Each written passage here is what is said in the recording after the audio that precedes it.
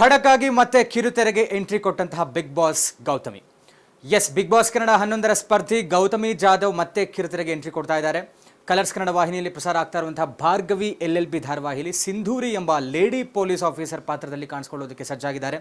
Big Boss Kannada season 11ರ ಸ್ಪರ್ಧಿ ಗೌತಮಿ ಜಾಧವ್ ದೊಡ್ಡ ಮನೆಯಿಂದ ಹೊರಗೆ ಬಂದ ಮೇಲೆ ಸಿನಿಮಾ ಆಗಲಿ ಅಥವಾ ಸೀರಿಯಲ್ನಲ್ಲಿ ನಟಿಸುವಂತಹ ಬಗ್ಗೆ ಯಾವುದೇ ಅಪ್ಡೇಟ್ ಕೊಟ್ಟಿರಲಿಲ್ಲ. ಇದು ಅವರ ಫ್ಯಾನ್ಸ್ಗೂ ತುಸು ಬೇಸರವನ್ನು ಕೊಟ್ಟಿತ್ತು. ಆದ್ರೀಗ ಒಂದು ಗುಡ್ ನ್ಯೂಸ್ ಕೊಟ್ಟಿದ್ದಾರೆ. ಕಲರ್ಸ್ ಕನ್ನಡದಲ್ಲಿ ಭಾರ್ಗವಿ LLB ಧಾರಾವಾಹಿ ಪ್ರಸಾರ ಆಗ್ತಾ ಇದೆ. ಈ ಧಾರಾವಾಹಿ ಜನಮನವನ್ನು ಗೆದ್ದಿದೆ.